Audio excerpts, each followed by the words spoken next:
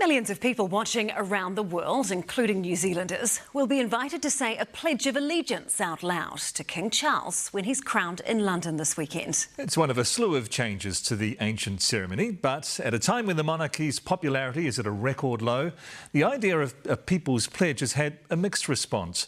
Europe correspondent Lisette Raymer reports. Some people don't need to be asked. We've been told we're the first ones here.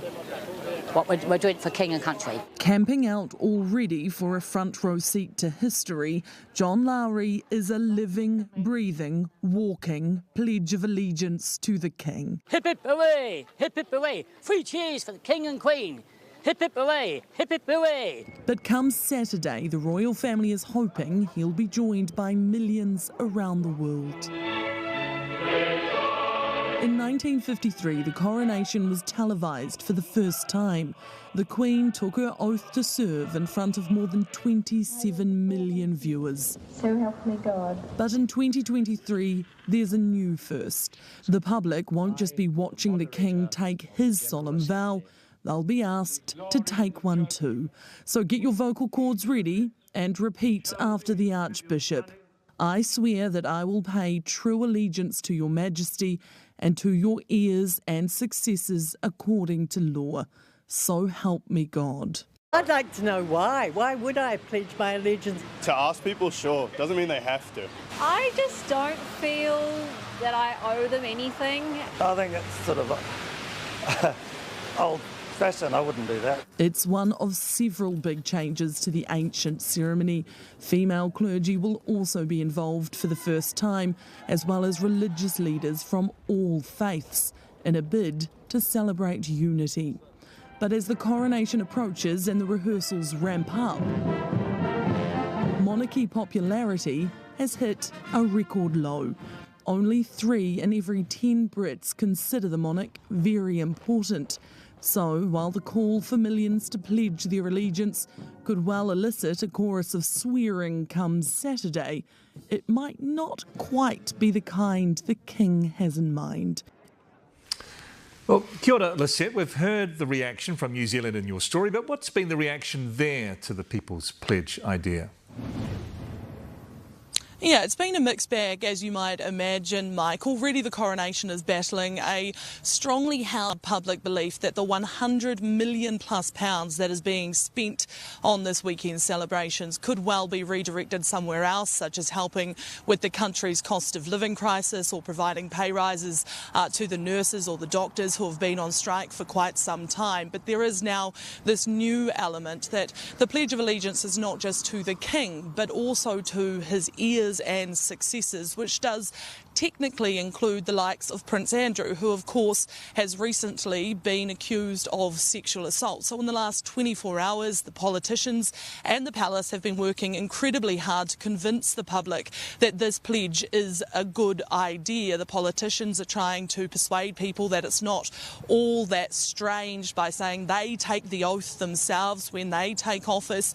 The palace is reminding people it's not an expectation that people make the pledge, but rather an invitation to join in this global moment of joy. It is also worth noting that this new approach does replace an old tradition which saw a long line of people individually walk up to the King and pledge their allegiance in person during the service. It was a very long process, so this new idea is also designed to cut down the time of the overall ceremony, and even still it's expected to run around 2 hours long. Europe correspondent Lisette Raymer, ngā mihi nui. Well, Prime Minister Chris Hipkins leaves tonight for London to attend the coronation, and he has confirmed he will be taking the oath. But he also accidentally let slip he'll be meeting with the King while he's there. Political editor Jenna Lynch joins us now live. Jenna, a bit of a royal faux pas there, was it? If there is one thing that the Royals do like no other, it is protocol, and if there's one thing that our Prime Minister does like no other, it is straight shooting and perhaps an awkward press conference every now and then. Unfortunately, those two things don't quite mix. The royal protocol is that Buckingham Palace should communicate anything to do with the royal schedule, but perhaps a little excited about rubbing shoulders with royalty, Chippy had a slippy, accidentally revealing today that he will be getting a meeting with the one, the only, His Majesty King Charles. I'm not sharing the details of that right at the moment, but yes, I will be meeting with several members of the royal family, including, well, I just have, haven't I, including the King. You will be meeting with Whoopsie daisy, perhaps making up for that misstep, he has confirmed that he will be taking that oath to the King, despite saying that he is a Republican and does believe that New Zealand should eventually separate from the monarchy. Bit of a coup to get that meeting with King Charles. I understand he's one of only a few to get that. He'll also be meeting with his British counterpart, Rishi Sunak, while he's on the ground in London, as well as stopping in to see the Kiwi troops over there training Ukrainian soldiers. On that note, he has a call with Ukrainian President Volodymyr Zelensky before he takes off for London. And Jenna, the government's set to make a pre-budget transport announcement tomorrow. What can you tell us about that?